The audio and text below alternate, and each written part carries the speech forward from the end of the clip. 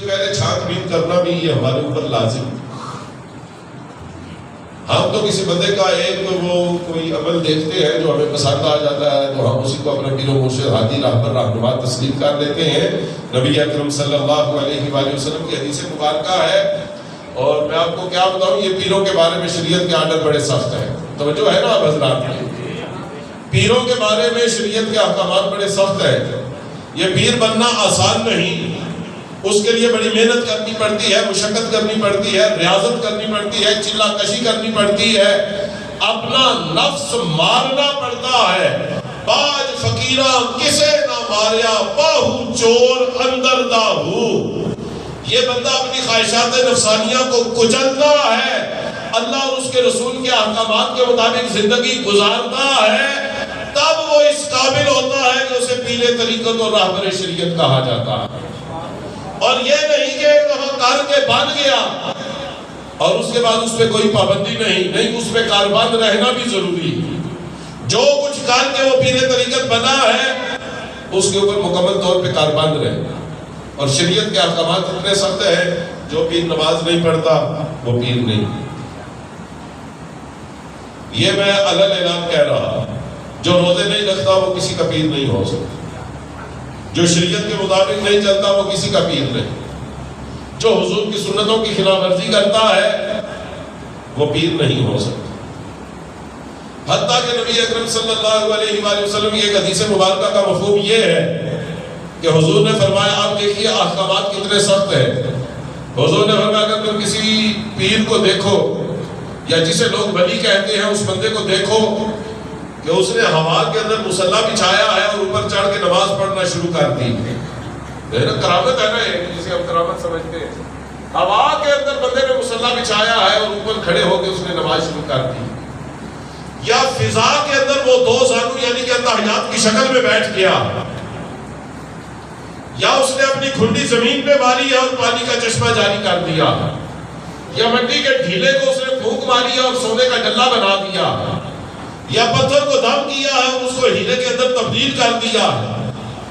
حتیٰ کہ حضور نے فرمایا کہ اگر کوئی شخص مردے کو دم کرے اور اسے زندہ کر کے تمہارے سامنے کھڑا کر دے، وَهُوَ نَاقِضًا لِحُدُودِ اللَّهِ وَمُخَالِفًا لِشَرِيعَتِهِ، اور حضور نے فرمایا اس بندے کا ایک عمل بھی اگر اللہ کے اور میرے احکامات کے مطابق نہیں، وہ شریعت پہ نہیں چلتا اور میری سنتوں کی پیروی نہیں کرتا، تو سرکار نے فرمایا یاد رکھنا وہ شعبدے باز ہو سکتا ہے، مداری ہو سکتا ہے، جادوگر ہو سکتا ہے، کرتب دکھانے والا ہو سکتا ہے، مگر اللہ کا ولی اور تمہارا پیر کبھی بھی نہیں ہو سکتا۔ اچھا، یہ جب ہم اپنے خلاف تقریر کریں تب بھی بآواز بلند کہا کریں سبحان اللہ۔ حضور نے فرمایا دم کرے اور مردے کو زندہ کر دے، اور ایک عمل بھی اگر میری شریعت کے مطابق نہیں، سرکار نے فرمایا جادوگر ہے مگر اللہ کا ولی نہیں ہو سکتا۔ امام طبرانی المعجم الکبیر کے اندر حدیث مبارکہ لکھتے ہیں، سئل عن رسول اللہ صلی اللہ علیہ وسلم عن الاولیاء فقال هم الذین اذا رؤوا ذکر اللہ۔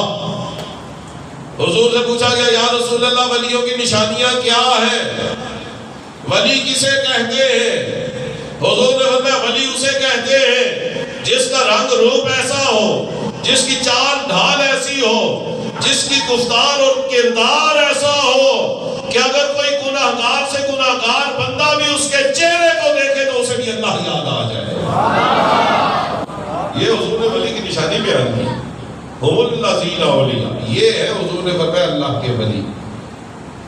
اور اللہ کے ولیوں کا مقام یہ ہے کہ نبی اکرم صلی اللہ علیہ وآلہ وسلم نے جو اللہ کے حقیقی ولی کہ قیامت کے دن بہت سے لوگ ہوں گے نہ وہ نبی ہوں گے، ما هم بانبیاء ولا شہداء، نہ وہ نبی ہوں گے نہ وہ شہید ہوں گے، یغبطهم الانبیاء والشہداء بمقامهم من اللہ تعالی، لیکن قیامت کے دن ان کا جو مقام و مرتبہ ہوگا، اللہ کے نبی اور شہید بھی ان کے مقام و مرتبے کو دیکھ کے حیران ہوں گے۔ یہ نہیں کہ ان کا درجہ ان سے بڑھ جائے گا، لیکن اللہ کے نبی اور شہید کہیں گے پروردگار یہ کون لوگ ہیں جن کا اتنا پروٹوکول ہے، اتنی عزت ہے، اتنا مقام ہے، اتنے ان کے درجے ہیں، نہ یہ نبی ہے نہ یہ شہید ہیں، مگر ان کا اتنا ادب احترام اور مقام کیوں ہے؟ یا اللہ یہ کون لوگ ہیں؟ اللہ فرمائے گا یہ وہ لوگ ہیں جنہوں نے دنیا کی زندگی میں اپنی ساری خواہشات کو میری اور میرے رسول کی تعلیمات کے تابع کر دیا، جنہوں نے اولاد پہ خوشی منائی تو حضور کی تعلیمات کے مطابق منائی، اولاد کی شادیاں کی تو حضور کی تعلیمات کے مطابق کی، جنہوں نے دنیا داری کی تو وہ بھی حضور کی تعلیمات کے مطابق ہے، دینداری کی تو وہ بھی اپنی خواہشات کے مطابق نہیں کی، وہ بھی حضور کی احکامات کے مطابق کی۔ انہیں اللہ قیامت کے دن وہ مقام عطا کرے گا کہ انبیاء اور شہداء بھی ان کے مقام کے اوپر رشک کریں گے۔ یہ ہے عزیزان گرامی قدر اولیاء کرام جو اللہ اور اس کے رسول کی رضا کے مطابق چلتے ہیں۔ یہ اللہ کا وعدہ ہے، جو مجھے راضی کر دیتا ہے میں پھر اسے راضی کر کے دکھا دیتا ہوں۔ صاحبان گرامی قدر یہ وہ لوگ ہیں جنہوں نے اپنی زندگی قرآن اور سنت کی تعلیمات کے مطابق گزاری ہے، اور حضور کے اس فرمان کا خیال رکھا ہے کہ کوئی مومن اس وقت تک مومن کامل ہو ہی نہیں سکتا جب تک وہ حضور کی تعلیمات کے آگے کمپلیٹلی سرنڈر نہیں کرتا۔ یہ وہ ہے جنہیں سمجھ آئی کہ اللہ نے کیوں کہا تھا ایمان والو ایمان لے آؤ۔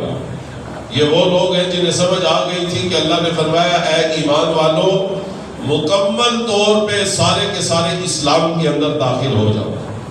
حضرت باجد مصطفی رحمت اللہ علیہ کے پاس ایک شخص آیا، 18 دن آپ کے پاس رہا۔ کتنے دن رہا؟ 18ویں دن اس نے کہا حضور مجھے اجازت ہے، میں نے جانا ہے۔ آپ نے فرمایا کس لیے آئے تھے؟ کہتا ہے پیر کامل کی تلاش میں آیا تھا۔ میں نے آپ کے بارے میں سنا تھا کہ آپ بہت بڑے پیر ہیں، ولی ہیں، لیکن 18 دن ہو گئے مجھے کوئی آپ کی ولایت کی سمجھ نہیں آئی۔ آپ نے پوچھا کیسے؟ کہنے لگا 18 دنوں میں نے آپ کی کوئی کرامت نہیں دیکھی، کہ کسی کو دم کیا ہو اسے شفا مل گئی ہو، کوئی آپ کی میں نے کرامت نہیں دیکھی۔ آپ نے فرمایا اچھا یہ بتا 18 دنوں میں میرا کوئی عمل اللہ اور اس کے رسول کی تعلیمات کے خلاف دیکھا؟ کہنے لگا نہیں ایسی تو کوئی بات نہیں، آپ کا ہر عمل حضور کی سنتوں کے مطابق تھا۔ تو حضرت باجد مصطفی نے فرمایا پھر ایک بات یاد رکھ، بے شک در در کی خاک چھان جدھر مرضی جا، مگر ولایت کا معیار جو ہے وہ کرامت نہیں۔ آپ نے فرمایا کہ ایک عمل کا بھی اللہ اور اس کی تعلیمات کے خلاف نہ ہونا اور ہر عمل کا حضور کی سنت کے مطابق ہو جانا، یاد رکھنا اس سے بڑی کوئی کرامت روئے زمین پہ نہیں ہو سکتی۔ یہ سب سے بڑی کرامت ہے۔ اور ایسا پیر جو شریعت کے مطابق نہیں چلتا، میرے محترم سامعین، اس کی تعظیم کرنے کے بارے میں پتہ حضور نے کیا فرمایا؟ سرکار نے فرمایا من اکرم اہل البدع فقد اعان علی ہدم الدین۔ حضور نے فرمایا جو اس طرح کے بے شریعت بندے کی تعظیم کرے یا ادب کرے، سمجھ لو وہ دین کو تباہ و برباد کرنے میں اپنا حصہ ڈال رہا ہے، وہ دین کی عمارت گرانے کے اندر وہ شریک ہو رہا ہے۔ حضرت باجد مصطفی رحمت اللہ علیہ فرماتے ہیں آپ سنتوں کے اتنے پابند تھے کہ علامہ اقبال نے فرمایا مرد بستان در تقلید کامل فرد اجتناب از خوردن خربوزہ کر، ساری زندگی خربوزہ نہیں کھایا۔ ایک دفعہ بیمار ہو گئے، طبیبوں نے کہا سرکار خربوزہ کھا لے ٹھیک ہو جائے گی، اور میں جان جاتی ہے جائے، خربوزہ نہیں کھا۔ لوگوں نے پوچھا وجہ؟ آپ نے فرمایا میں نے ساری زندگی خربوزہ اس لیے نہیں کھایا کہ مجھے آج تک یہ پتہ نہیں چل سکا کہ ہمارے آقا نے جب خربوزہ کھایا تھا اسے اوپر سے کاٹا تھا یا پہلو سے کاٹا تھا۔ جب تک مجھے یہ پتہ نہ چلے میں خربوزہ کھاتا ہی نہیں کہ ایسا نہ ہو کہ حضور کی سنت کے خلاف کھا بیٹھا۔ تو اس لیے ایک بات نے فرمایا تھا در تقلید کامل فرد حضور کی اتباع کا مکمل نمونہ تھے حضرت باجد مصطفی۔ اور آپ فرماتے ہیں جب میں پیر کامل کی تلاش میں تھا تو مجھے کسی بندے نے بتایا فلاں جگہ پہ سرکار رہتے ہیں، ایک حضرت صاحب ہے، اور ان کی بڑی شہرت ہے. آپ فرماتے ہیں میں ان سے ملنے کے لیے چلا گیا. ظہر کی نماز کا وقت تھا, میں مسجد میں بیٹھا. مجھے انہوں نے بتایا ابھی وہ تھوڑی دیر تک نماز پڑھ کے سرکار آ رہے ہیں تو ملاقات کر لینا. فرماتے ہیں وہ بندہ جسے لوگ اپنا پیر کہتے تھے تھوڑی دیر کے بعد مسجد میں داخل ہوا تو میں نے دیکھا اس نے قبلے کی طرف منہ کر کے تھوکا. یہ آپ کی مسجد کی دیوار کے اوپر حدیث مبارکہ لکھی ہے کہ حضور نے فرمایا من نفل تجاه القبلة جاء یوم القیامت بطفلته بین عینیہ. حضور نے فرمایا کہ جو بندہ قبلے کی طرف منہ کر کے تھوکتا ہے قیامت کے دن سارا تھوک اس کے ماتھے پہ لگا ہوگا. سرکار نے فرمایا جس نے قبلے کی طرف منہ کر کے تھوکا اس نے مجھے بھی تکلیف دی اور میرے رب کو بھی تکلیف دی. حضور نے فرمایا جو امام قبلے کی طرف منہ کر کے تھوکے جب تک توبہ نہ کرے اس کے پیچھے نماز قبول نہیں ہو سکتی. توبہ کرنی لازم ہے. بھائی مستعفی فرماتے ہیں میں نے کہا یہ کیسا پیر ہے جسے اللہ کے گھر کے آداب کا پتہ نہیں, جسے اتنا نہیں پتا کہ اس طرح منہ کر کے نہیں تھوکنا, اسے میں پیر ماننے کے لیے تیار ہی نہیں. تو بھائی مستعفی فرماتے ہیں میں کھڑا ہوا, میں نے اس بندے سے سلام بھی نہیں دیا, اس کا ادب بھی نہیں کیا, اس کا احترام بھی نہیں کیا اور اپنے گھر واپس آ گیا. اتنا لمبا سفر کر کے گیا تھا تو رات کو سونے سے پہلے میں نے سوچا میرا اتنا وقت ضائع گیا, اتنی محنت کی, سفر کی تکلیف بھی برداشت کی اور آخر میں حاصل بھی کچھ نہ ہوا, وہ بندہ بھی آگے سے پھینک نکلا. فرماتے میں یہ سوچ کے سو گیا تو مجھے خواب میں حضور اکرم صلی اللہ علیہ وسلم کی زیارت نصیب ہوئی, حضور کی زیارت نصیب ہوئی. دیکھیے جس طرح صحیح اور اصلی اور حقیقی جو علماء ہیں ان کا ادب کیا جائے حضور خوش ہوتے ہیں, اسی طرح جو بدعتی ہیں جو شریعت کی دھجیاں اڑانے والے ہیں ان کا ادب نہ کیا جائے حضور تب بھی خوش ہوتے ہیں. تو فرماتے ہیں مجھے خواب میں حضور کی زیارت نصیب ہوئی اور حضور نے فرمایا با یزید مستعفی تیری محنت ضائع نہیں کی. آج جو تو نے اس بندے سے سلام نہیں دیا اور اس کا ادب و احترام نہیں کیا صرف اس وجہ سے کہ اس نے میرے حدیث کے خلاف کام کیا تھا, اے با یزید تیرے اس عمل نے تیرے رسول کو بھی خوش کر دیا ہے, تیرے رب کو بھی تیرے اوپر خوش کر دیا. اللہ اور اس کا رسول تیرے اوپر خوش ہو گئے ہیں. اور حضور نے فرمایا جن درجوں اور مرتبوں کی تلاش میں اور جس مقام کی جستجو میں تو نے یہ محنت کی ہے, گھر میں لیٹے لیٹے اسی عمل کی وجہ سے ہم نے تجھے وہ مقام و مرتبہ عطا فرما دیا. تو صاحبان گرامی قدر, میں آپ سے گزارش کروں گا جس دربار اور بازار میں اس کے دوران غیر شرعی حرکات ہوتی ہیں آپ اس دوران وہاں پہ نہ جائیں, اس کے بعد جائیں. کوئی فیض نہیں حاصل ہوتا. اللہ کے ولیوں سے فیض تبھی حاصل ہوتا ہے جب ہم وہاں پہ اس طریقے کے مطابق حاضری دیتے ہیں جو طریقہ اللہ اور اس کے رسول کی تعلیمات کے مطابق ہے. اور اگر اس سے ہٹ کے حاضری دیں گے تو کچھ بھی حاصل نہیں ہوگا. اعلیٰ حضرت امام احمد رضا خان بریلوی رحمۃ اللہ علیہ فتاوی رضویہ کے اندر باقاعدہ حاضری دینے کا طریقہ لکھتے ہیں. آپ فرماتے ہیں کسی ولی کے دربار پہ حاضری دینے کا طریقہ یہ ہے کہ باوضو ہو کے جائے, صاف ستھرا لباس پہنتے جائے, کلمہ و کلام پڑھتے ہوئے جائے. یہ نہ ہو کہ جائے اور رستے میں موبائل پہ یا گاڑی کے اندر گانے لگا کے سنتا ہوا جائے, کہ گھر سے چلے تو کلمہ و کلام پڑھنا شروع کر دے, کوئی ذکر و اذکار درود و سلام پڑھتا ہوا جائے. اور پھر آپ نے فرمایا جب دربار اور مزار پہ پہنچے تو باادب طریقے سے جوتے اتار کے قبر کے پاؤں ہیں جس طرف پائنتی اسے کہتے ہیں کہ پاؤں کی طرف سے وہ اندر داخل ہو اور قبر کے سرہانے کے پاس جا کے کھڑا ہو جائے, یعنی کہ اپنا چہرہ قبر کی طرف کر لے اور وہاں پہ دو زانو ہو کے بیٹھ جائے. اور اس کے بعد جو کلمہ و کلام اسے یاد ہے اگر سورہ فاتحہ آتی ہے تو سورہ فاتحہ پڑھ لے. یہ سورۃ فاتحہ ہی بڑی چیز ہے میرے محترم سامعین, میں آپ کو کیا بتاؤں. اس کا نام ہے فاتحۃ الکتاب, قرآن پاک کا افتتاح کرنے والی سورت. سورۃ فاتحہ کا نام ہے سبع مثانی. یہ 7 آیتیں وہ ہیں جنہیں اللہ نے 2 دفعہ زمین پہ نازل فرمایا, یہ 2 دفعہ نازل ہوئی. حضور نے فرمایا وفی فاتحۃ الکتاب شفاء لکل داء, روح زمین کی کوئی بیماری ایسی نہیں جس کی شفا اللہ نے سورہ فاتحہ کے اندر نہیں رکھی. سورہ فاتحہ کا اتنا مقام و مرتبہ ہے. دیکھیے نا ہمارے ماں باپ, ہم میں سے جن کے ماں باپ دنیا سے چلے گئے, میں انہیں مشورہ دوں گا, یہ حاضری کا طریقہ بھی میں پورا مکمل بیان کرتا ہوں, لیکن ایک بات سن لیں کہ آپ اپنے دنیا سے گئے ہوئے ماں باپ کو روزانہ 1 منٹ ضرور دیا کریں. 24 گھنٹے میں 1 منٹ دیا کریں۔ اگر ہم اپنے ماں باپ کو 1 منٹ بھی نہ دے سکے جو دنیا سے چلے گئے تو زندگی کا کیا فائدہ؟ اور اس 1 منٹ میں پتہ ہے آپ نے کیا کرنا ہے؟ 3 دفعہ سورۃ فاتحہ پڑھنا۔ سورہ فاتحہ بڑے سکون سے بھی پڑھی جائے نا تو 20 سیکنڈ لگتے ہیں 1 دفعہ پڑھنے، 3 دفعہ پڑھنے میں صرف 1 منٹ لگتا ہے اور بندہ بڑی تسلی سے 3 دفعہ سورۃ فاتحہ پڑھ لیتا ہے۔ آپ کہیں گے شاہ صاحب 1 منٹ میں کیا ہو جائے گا؟ تفسیر مظہری کی روایت ہے، ہمارے آقا نے فرمایا میرا جو امتی 3 دفعہ سورۃ فاتحہ پڑھتا ہے اللہ تعالیٰ اسے 2 دفعہ قرآن پاک پڑھنے کا ثواب عطا فرماتا ہے۔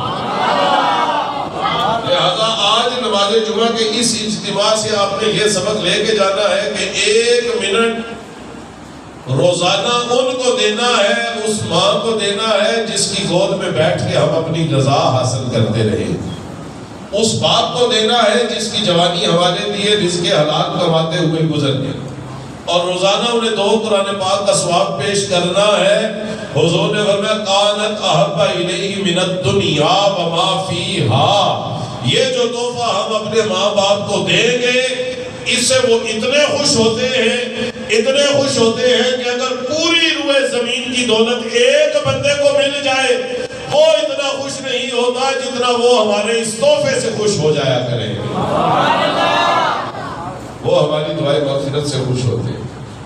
تو آقا حضرت نے فرمایا کہ دربار اور بازار میں جائے، پاؤں کی طرف سے داخل ہو، قبر کی طرف منہ کر کے بیٹھ جائے، دو زانو ہو کے بیٹھے، آنکھیں بند کر لے، اور جو کلمہ و کلام فاتحہ و درود آتا ہے جتنی دیر پڑھ سکتا ہے پڑھتا رہے۔ اگر سورہ فاتحہ آتی ہے تو بار بار اسی کو پڑھتا رہے، کل شریف پڑھے چند مرتبہ، درود شریف پڑھے، اور پھر اس کے بعد سادہ سی دعا مانگنی ہے۔ دعا کیا ہے کہ یا اللہ یہ جتنا میں نے پڑھا ہے اس کا ثواب آج تک جتنے مومن مسلمان دنیا سے چلے گئے ہیں ان کی روح کو، اور بالخصوص یہ ولی جن کی قبر کے پاس میں موجود ہوں ان کی روح کے لیے پیش کرتا ہوں۔